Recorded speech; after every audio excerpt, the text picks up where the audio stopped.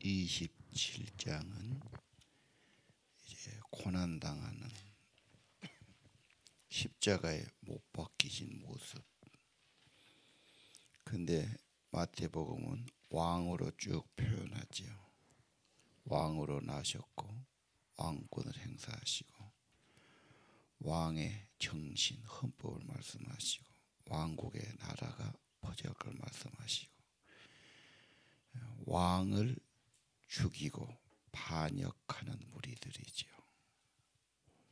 왕이 죽으시고 그 다음에 끝이 아니고 28장에 부활로 끝이 나죠. 이번 주는 계속해서 고난당하는 모습, 그래서 예수님이 유월절 양을 잡는 그 시간에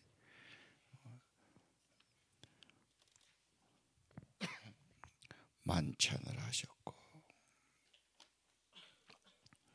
겟세마네 동산에 기도하셨고 베드로는 부인했고 이렇게 계속 나가죠. 어디 보면은 복음서는 예수님의 마지막 한 주 고난 주간이 집중적으로 부각됩니다. 그래서 그걸 굉장히 강조하고 그걸 설명을 한 겁니다. 그래서 고난 당하신 그리스도. 자, 오늘 십자가에 못 박혀 죽으셨다. 예수님을 죽이려고 모든 지도자들이 의논하지요. 엊그제 성경은 흉계를 꾸몄다. 음모를 꾸미고 계획을 하고 뭐 이런 일을 하죠. 1절 함께 의논하고 결국은 사형을 받아야 되니까 자기들 공에서 안 되니까 빌라도에게 넘겨주었다. 무리들이 함께 그렇게 된 겁니다. 인간이란 것은 똑똑하고 배우고 굉장한 것 같지만 쉽게 오류에 빠지기도 하고 감정이 그렇게 휩쓸리기도 하고 함께 의논했다. 부부간에도 아닌 건 아닙니다. 그래야 되는데 무조건 당신 옳소 그러니까 문제가 커지는 겁니다.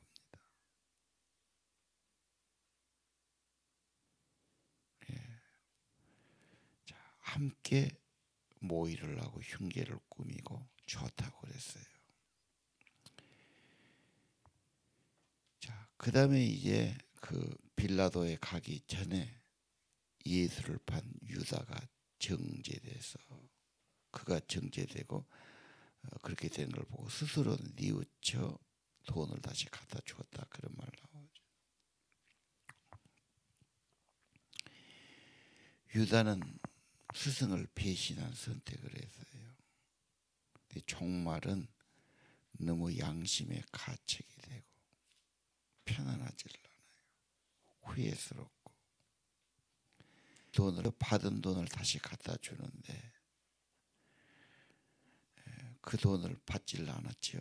그래서 나중에 보니까 은 30을 도리어 던져 넣고 목매어 죽었다. 5절에 그래요. 오직 괴롭고 양심에 고통스러웠으면 사는 게 너무 괴로우니까 너무 사는 게 괴로우면 차라리 죽는 게 편하지. 죽는 것밖에 답이 없지. 죽으면서 사람은 얼마나 고심하겠어요. 그게 죽거든요. 옆에서 누가 하나가 정말 따뜻하게 대해주고 붙들어 주었다면 그렇게는 안 되죠. 자살하기 전에는 신호를 보인답니다. 그런 말을 한답니다. 그런데 이제 보통 그냥 생각하고 가까이 안 해주니까 그런 선택을 하는 거죠. 죄로 인해서 얻는 건 뭐가 있을까? 돈이 아니죠. 도움이 안 되죠. 엄청난 괴로움이었다. 그 유다는 결국은 잘못된 선택, 스승을 배신했고 그 돈 쓰지도 못했고, 그리고 결국에 인생은 목매어서 스스로 죽었다. 다른 성경은 목을 매서 죽는데 배가 터졌다 그렇게 나와요. 그래서 예수님은 26장 24절에 차라리 너는 안 태어났으면 낫겠다. 그런 인생이 있겠죠. 너무 큰 잘못하고 문제만 얘기해. 너는 차라리 세상에 안 나왔으면 좋겠다. 얼마나 참 비극적인 이야기입니다. 이 땅에 나왔으면 뭔가 밥값을 하고 이 땅 사람값을 하고 이름값을 하고 살아야 되지요. 예수님 제자는 정말 엄청나게 위대한 삶이 될 수 있고 이름을 날릴 수 있습니다. 그런데 이걸 가장 비참하게 회개도 못하고 갔지요. 자, 가룟 유다의 문제, 회개할 기회를 주었어요. 그렇죠?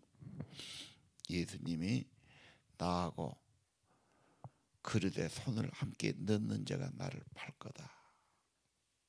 그게 전부 걱정되었고 접니까 다 물어봐요. 가룟 유다, 그래 너다 이렇게 이야기를 해주셨거든요. 회개하지 못했지요. 예수님 체포로 동산에 갈 때 입 맞췄지요. 그때라도 예수님 재판받고 할 때 기회는 여러 번 있었습니다. 그런데 회개도 하지 못하고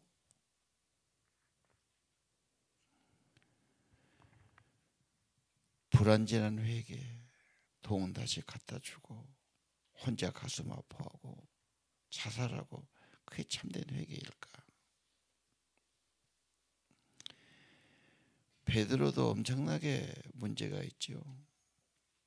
정말 비참하게 부인하고 실패하고 너무너무 원통해서 나가서 심히 울고,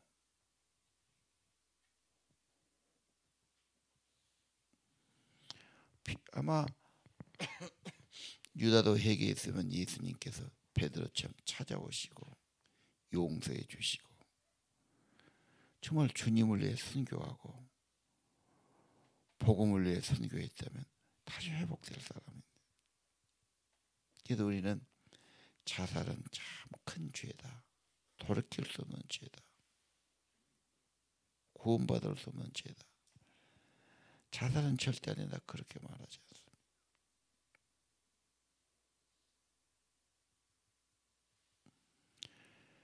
유다는 똑똑했습니다. 재리에 밝았습니다. 그래서 그 중에서 재정을 맡은 사람이죠.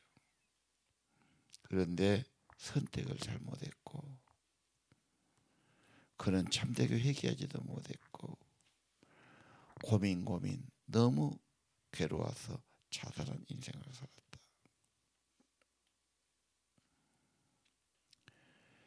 차라리 태어나지 않았으면 좋을 뻔했다. 얼마나 비극적인 말씀입니까? 이 땅에 나왔으면 이 땅에 뭔가 값을 하고 가야 되고, 은혜 받았으면 은혜 받은 값을 해야 되고, 이름을 타고 났으면 이름값을 하고 살아야 하지 않겠습니까? 적당히 회개하고 죄만 짓고 우물쭈물하고 적당히 회개하고 그러고 인생을 끝마쳐서는 안 되겠다 생각해 봅니다. 11절 이하 이제 빌라도 앞에 가서 재판을 받죠. 총독만이 사형을 내릴 수 있어요. 사형시켜달라고. 빌라도는 예수님에 대해서 그렇게 죽일 만한 죄가 없던 것을 아는 사람입니다. 그들이 시기로 저렇게 하는 걸 알았어요. 그래서 예수님을 놓아주려고 예를 써요. 근데 그들의 압력이 워낙 크고 빌란이 일어나려고 그러고, 그래서 어떻게 하든지 예수님 도와달라고 그러는데 그게 지금 뜻대로 안 되는 거죠. 한편 재판받는 예수님 14절 한마디 대답도 안 했다. 다른 성경은 털 깎는 자 앞에서 양이 잠잠한 같았다. 이사야 53장 말하죠.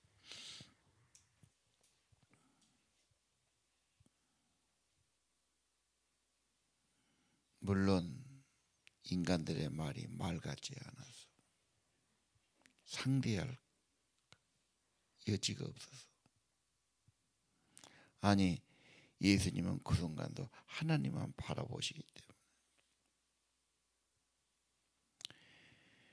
그 권세 가진 분이 양심대로 해야 되는데 사람들의 눈치를 보고 여론을 보고 형편을 보면서 바르게 언도를 못하지요. 결국은 나는 죄가 없다 해서 손을 씻고 뭐 너희들이 다 장하라 뭐 이런 말 하지요. 그래서 24절 결국은 그 군중의 압력에 물을 가져라. 손을 씻고 나는 죄가 없다. 너희들이 당해라. 유명한 말 하지요. 25절에 나와 우리와 우리 자손에게 이 죄를 이 피를 돌려라. 자손이란 말은 안 해야지요. 내가 진 죄를 내가 지고 가야지. 내 자손들 아들, 딸, 손자, 손녀들에게 죄값을 물려주고 가서는 안 되지 않습니까? 그건 진짜 안 될 말이죠. 빚을 많이 물려준 것도 그건 끔찍한 거예요. 나쁜 이름 물려준 것도 끔찍한 거죠. 저주를 물려주고 유대인들이 핍박과 고통을 받는 거, 이건 말이 안 되죠. 자, 인간은 그렇게 지도자라는 사람들도 판단을 잘못하고 그런 배웠다는 사람도 마찬가지, 그런 권세 가진 사람도 마찬가지였다. 참 인간의 한계가 보이지 않습니까?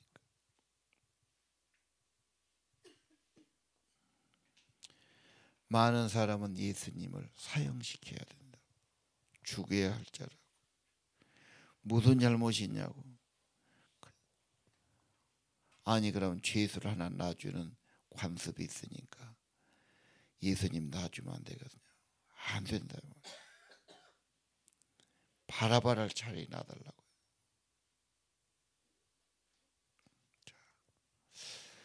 인간들의 모습은 참 쉽게 감정에 휩쓸리고 시기하고 인간들의 힘을 모아가지고, 그뿐이 아니죠.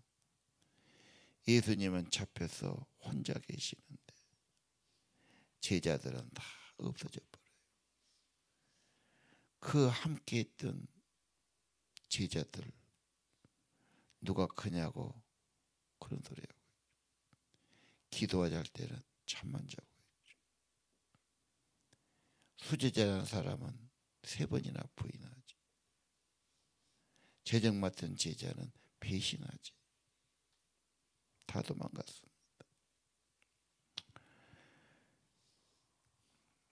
사람이 정말 어려울 때는 한 사람만이라도 같이 옆에 있어준다.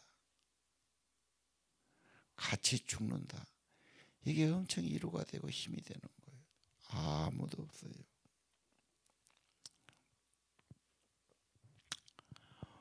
오늘 우리는 인간이라는 게 배워도 한계가 있고 엄청난 권력을 가져도 한계가 있고 인간이 그렇게 친하다 해도 한계가 있는 게 인간이로구나. 왜? 위급하면은 두려움이 오고 우선 나 살기에 바쁘고 뭐 그런 모습을 우리가 보지 않습니까? 그 유명한 말씀 빌라도가 그러죠. 이 예수를 내가 어떻게 해야 되냐? 이거 살리도 못하고 죽이도 못하고 난 놔주고 싶은데 안 되고 어떻게 하리요? 이게 많은 사람의 고민이에요. 예수를 어떻게 해야 됩니까? 믿자니 그렇고 안 믿자니 그렇고 예수님 때문에 오해하는 사람, 갈등하는 사람, 믿음을 갖기는 가져야 되는데 믿다 보니까 부담스러운 사람, 또 뭐 오해하는 사람, 괜히 비난하는 사람,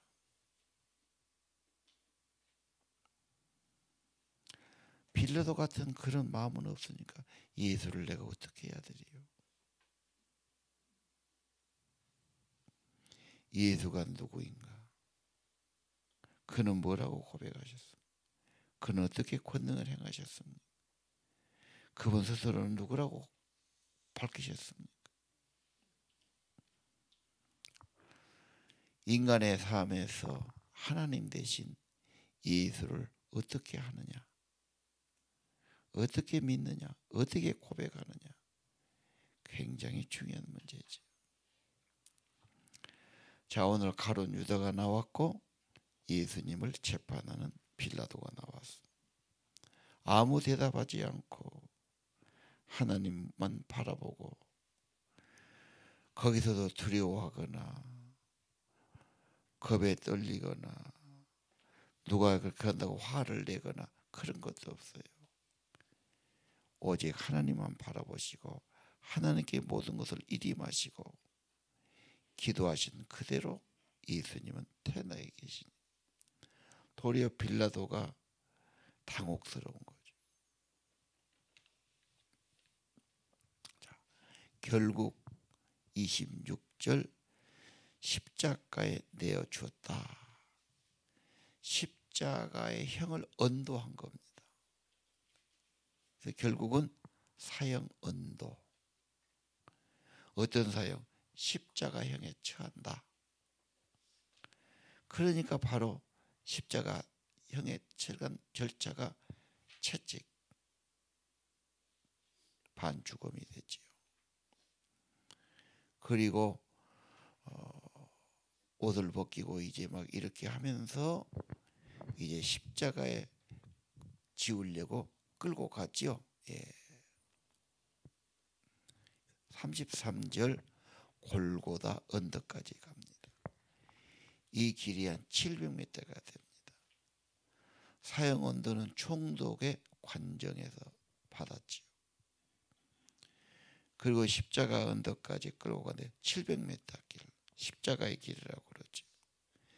그 유명해가지고 아주 거기가 그냥 기념품 가게로 꽉 차 있어요. 좁은 길인데 십자가 무거우니까 예수님 3번 쓰러졌다.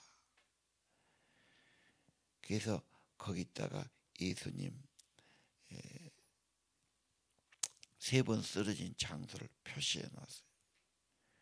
거기 간 사람은 다 그 길을 한번 가보려고 그러죠. 골고다까지 걸어서 가고. 차도 다닐 수 없는 그런 길이죠.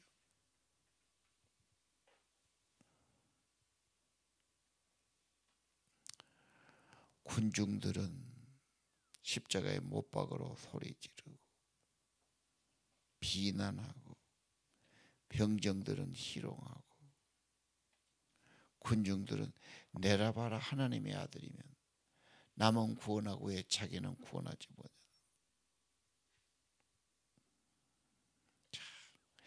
어떻게 인간들이 그렇게 오해할 수 있을까? 엊그제까지 위대한 선제라고 했던 사람들이 어떻게 그렇게 군중 심리에 휩싸여 있을까? 군인들이니까 잔인하죠. 그래서 군인들은 잔인하게 다루고 군중들은 그렇게 야단하고. 참 인심이란 게 참 그렇다.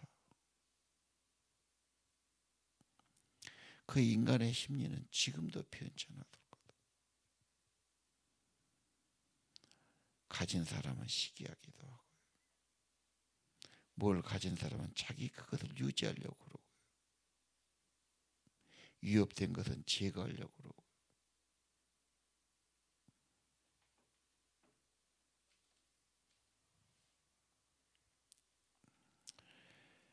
자, 오늘 29절에 보니까 예수님 가진 모욕을 아니 존경을 받아도 부족할 뿐인데 그렇게 처할 수 있을까? 침을 뱉고 뺨을 때리고 말이 안 되는 거죠. 이것을 인간의 무지, 인간성의 무지고 인간성의 참 비극이죠. 예.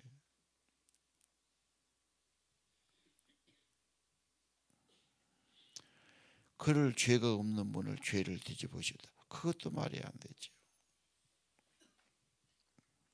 그리고 십자가에 못 박은 후에 군인 항상 4명씩 한 조를 이룹니다.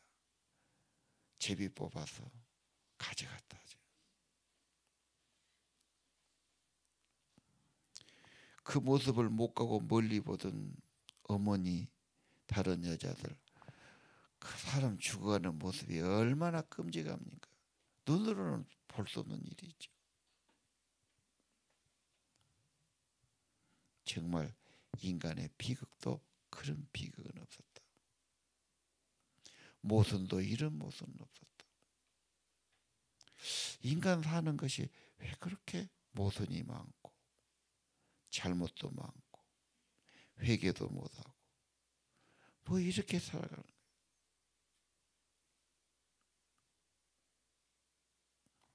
거기에 또 십자가의 패가 있죠. 무슨 죄를 지었다고 유대인의 왕 예수라. 그게 무슨 죄가 된단 말이에요. 오늘 여러분 사시면서 인간은 오해도 많고 인간은 무지하기도 하고 비난하기도 하고 모욕을 당하기도 하고 턱도 없는 소리를 듣기도 할 겁니다. 이미 인간성이 그렇게 오해가 있고 잘못이 있는 것 다 보여주지 않습니다. 이 어디 특별한 사람만 그런 겁니까? 그런다고 싸우면은 더 문제가 커집니다. 네가 그랬다고 나도 욕하면 더 불을 지르는 거죠. 예수님 모습은 한 말씀도 안 하시고 하나님께 맡기셨다. 기도하셨던 것 아닙니까? 정말 십자가는 지극한 순환이요 고통이지만 인간편으로 볼 때는 정말로 인간의 모순들이 다 드러나는 것. 무례하지요, 회방하지요, 오해하지요, 잔인하지요. 그 인간 그렇게 믿고 그 인간 그렇게 할 대상도 아니고 그 인간들이 좀 그런다 해서 너무 억울할 것도 없어요. 원래 죄로 물든 인간성의 모습이 보여주는 겁니다. 믿은 만큼 충격이 오고 속이 상하고 그럴 줄 몰랐다. 이러고 너무너무 고통스러워. 네가 나한테 그렇게 말해야 나를 오해했어야 나를 무시했어야 나한테 그래야 막 그런 겁니다. 인간의 마음속에 시기도 있고 오해도 있고 질투도 있고 욕도 있고 배워서도 그래요. 가졌어도 그래요. 권세서도 그래요.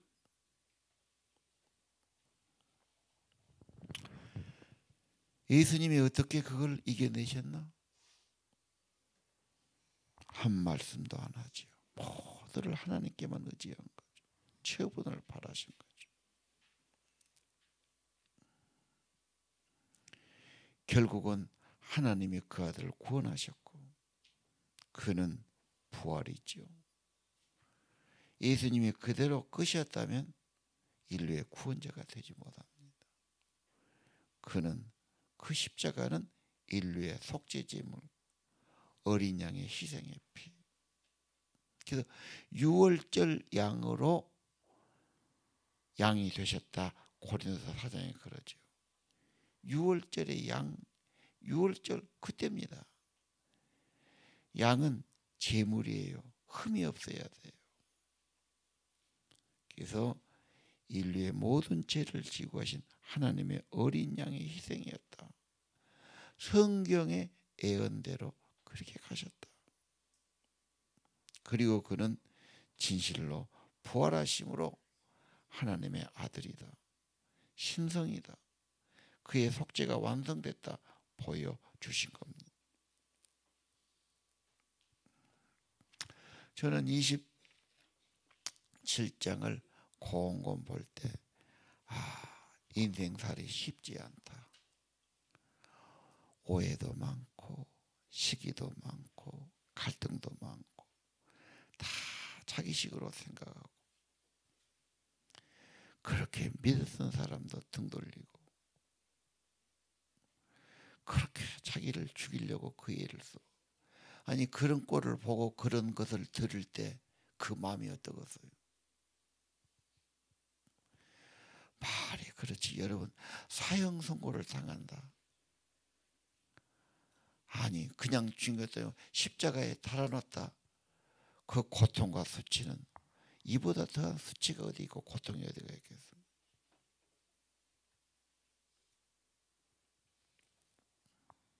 우리는 이것이 우리의 죄를 대신한 죄값이라고 고백하는 겁니다.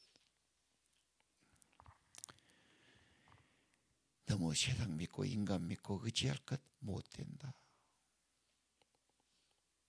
아니 이런 갈등과 모순과 고난이 올 때 우리는 의뢰 인간은 너무도 잘못돼 있고 부패돼 있고 왜곡돼 있고 그럴 수밖에 없지. 부패되는데 뭐 좋은 게 얼마 나오겠어. 구원받고 성령 받지 않으면 인간은 희망이 없는 거고 좋아지지도 않는 거다.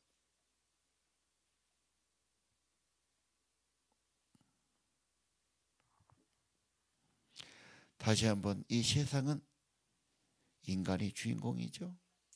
무슨 돌이 문제요, 나무가 문제요, 소가 문제요, 뭐가 문제요? 사람 문제입니다. 사람의 인심이 마음가짐이 왜곡됐고 비뚤어졌고 잘못되어 있고 그래 고통스러운 것 아닙니까?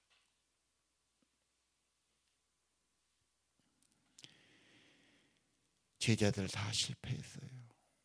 장담해도 소용없어요.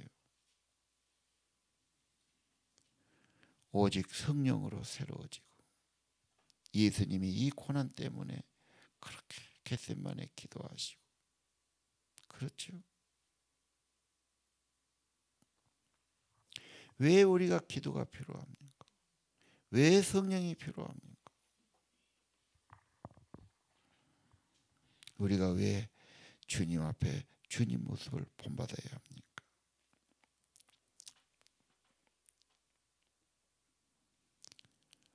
세상에 대한 미련, 사람에 대한 미련